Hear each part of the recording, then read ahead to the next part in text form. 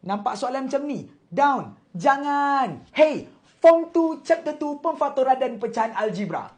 Nak selesaikan soalan macam ni, kita perlu berbalik pada asas pecahan itu sendiri. Kalau kita nampak tambah, kita kena samakan bawah kan? Hah? Oh, tak dapat nak macam. Kejap. Kalau soalan tu macam ni, macam mana?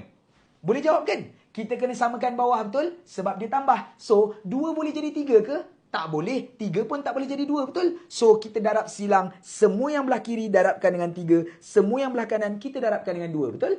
Kalau bawah darab 2, atas pun darab 2. Kalau bawah darab 3, atas pun darab 3. Cantik. So, sekarang ni, bawah dah sama belum? Dah sama. 3 darab 2, 6. 3 darab 2, 6. Dapat 6. Lepas tu 3 tambahkan dengan 2. Dapatlah 5/6. Kan? Benda yang sama kita buat dekat atas ni sebenarnya. Tak percaya? Let's go. Kita tengok kejap. Bawah ni tak sama kan? Samakan bawah. A tolak B tak boleh jadi B, A tambah B. Tak boleh. So nak buat apa Kita darab silang. Semua benda yang belah kiri darabkan dengan yang belah kanan. Darabkan dengan A tambah B. Darabkan dengan A tolak B.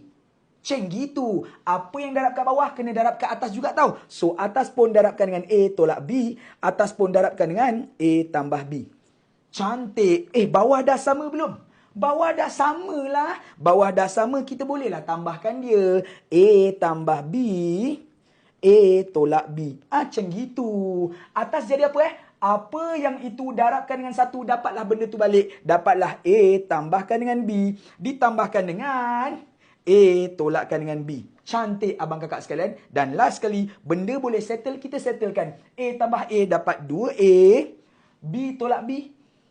Tak ada dah. Cantik abang kakak sekalian. Kita akan dapat A tambahkan dengan B. A tolakkan dengan B.